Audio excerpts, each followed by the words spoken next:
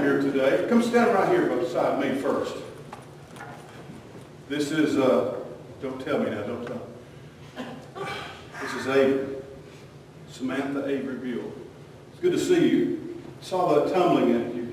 Are you going to be a professional tumbler when you grow up? Who knows? All right. Go sit down just a minute. You're our only lamb today.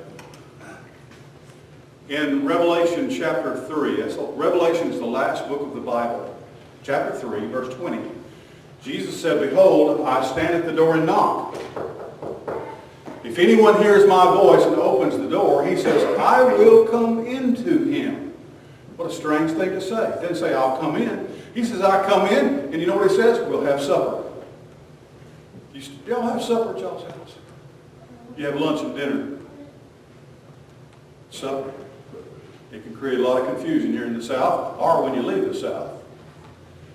If any man hears my voice and opens the door, I will come into him. We know we as Christians believe the Bible teaches that when we become a Christian, Jesus comes to live his life inside of us. We call it Jesus living in my heart.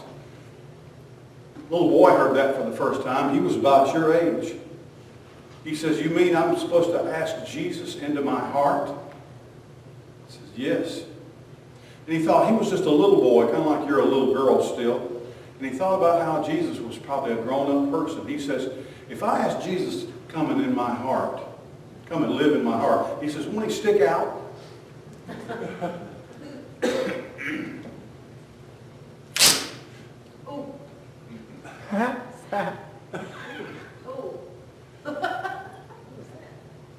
This Cain appeared. Did it appear from nowhere? No. Where was it at? It was in my hand. It was in my hand. Yes, if Jesus is in your heart, he's also in your hand. He's in your mind. He's in your thoughts. He's in your life. And yes, he will stick out. People will see him. It will be obvious. It will be easy to see because Jesus is pretty big in lots of ways. That was in my hand. But then it sprang out.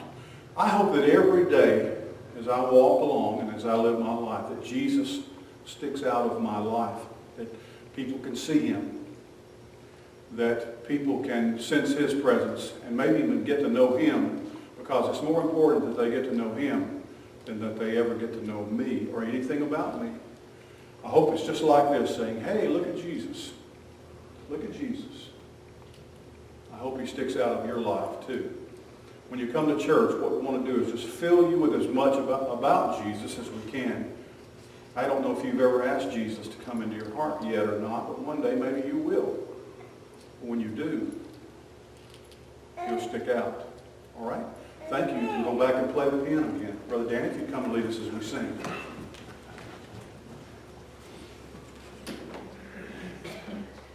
Take any week to hear a piano duet. All right. Hymn number 56.